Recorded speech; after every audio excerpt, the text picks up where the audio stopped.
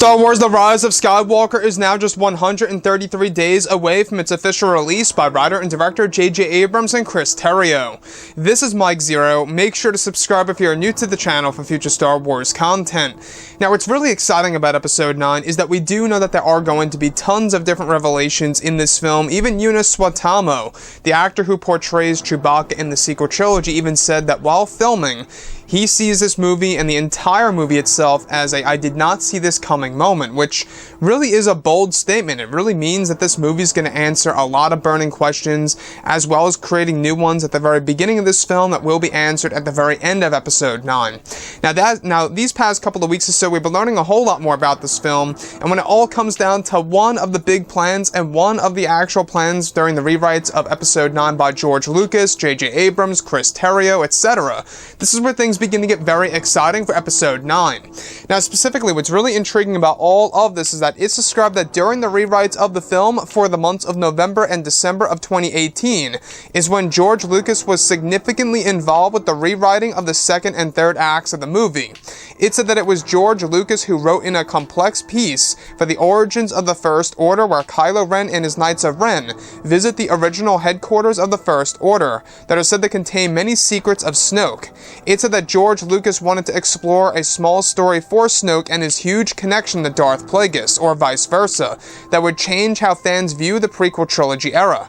It said that during this scene, Kylo discovers that Snoke owns many of Plagueis' belongings and personal items, one of which is said to even involve the cloak of Darth Plagueis that is hung on a wall for one of the scenes on set between Adam Driver and the 6 actors playing the Knights of Ren. It's described that George Lucas wanted to write in an unexpected connection between both Snoke and Plagueis that would be a game changer to the franchise. Additionally, a large set was built in Snoke's vault, which contains the statue of Darth Plagueis, wearing one of the rings that Snoke wore in The Last Jedi, that was also said to have been crafted on Mustafar. So let's go over a couple of parts about this. Now, we do know that this movie is going to really involve tons of revelations that's really going to catch us by surprise. Now, I will say that this is by far the biggest hint and or indicator of Plagueis being, Snoke, or, vice versa, Snoke being Plagueis, etc.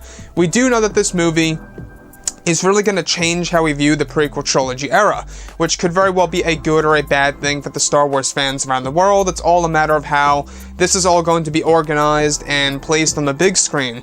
And when we look at Episode 9 as a film, it really is a movie that's going to really change how we view the Star Wars franchise and change how we even look at some of the pieces of the Star Wars lore that we have all been used to for decades.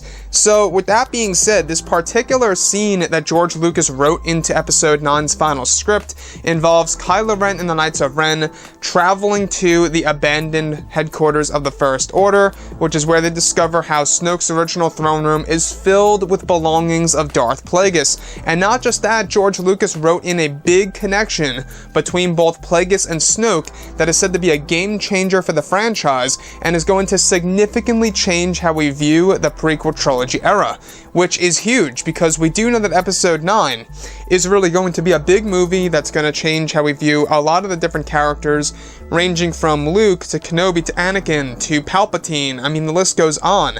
This movie does hold a lot of potential, by the way, to mark itself down as the best of the sequel trilogy, as long as J.J. Abrams is able to do things correctly. Now, the other piece that I do want to go over is how George Lucas was significantly involved not just with the second act, but also with the third act of this film. Now, the third act is where a lot of the bigger revelations will actually take place. That is, of course, everything related to Rey, Kylo Ren, Luke Skywalker, and Palpatine, you name it.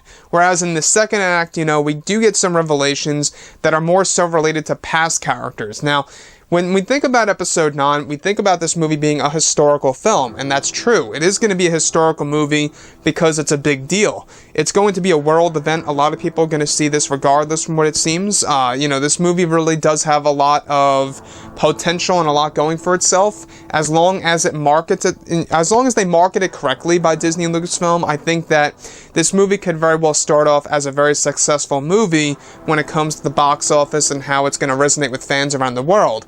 And the last thing I just want to touch on here that really does impress me is how, well, Episode 9 is really said to be a film that's going to change how we view not just The Force Awakens, but also The Last Jedi, and is said to have a different theme, a different feel or tone, if you will, in comparison to the past 2 Star Wars movies, as if The Rise of Skywalker is going to be its own movie and its own thing in the sequel trilogy, kind of detaching itself from the past 2 films. It's said to be a very different movie as far as tone goes. That's what all the actors and actresses have said during their interviews and, you know, the press interviews and stuff around those lines.